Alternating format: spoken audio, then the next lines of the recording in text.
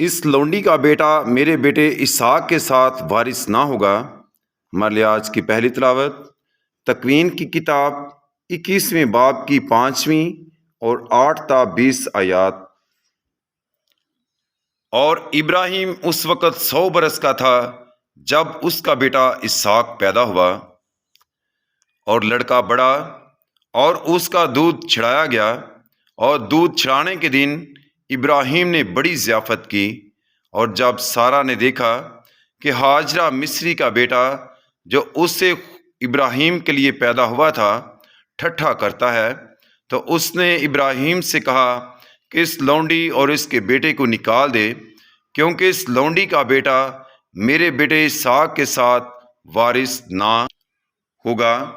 اور ابراہیم کو اپنے بیٹے کی خاطر یہ بات بری معلوم ہوئی، اور خدا نے اس سے کہا کہ یہ بات اس لڑکے اور تیری لونڈی کی بابت تجھے بری نہ لگے۔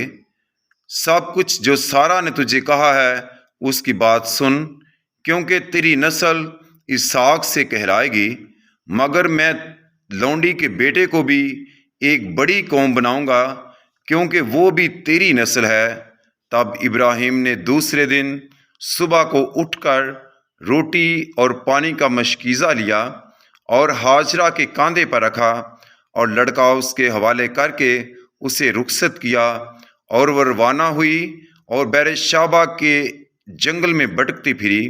اور جب مشکیزہ کا پانی ختم ہو گیا، تب اس نے لڑکے کو وہاں کے درختوں میں سے ایک کے نیچے ڈالا، اور آپ چلی گئی اور اس کے سامنے دور ایک تیر پر تاب کے فاصلہ پر بیٹھی، کیونکہ اس نے کہا میں لڑکے کو مرتا نہیں دیکھوں گی۔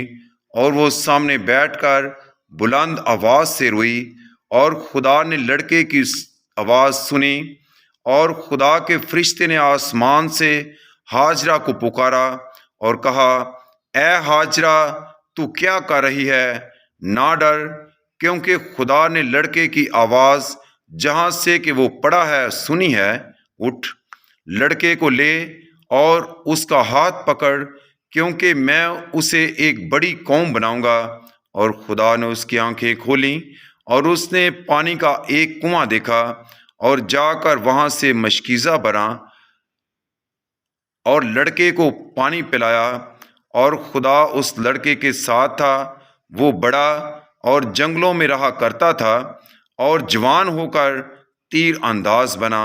پاک کلام کے پڑھے اور سنے جانے پر خدا کی برکت ہو، خدا کا شکر ہو۔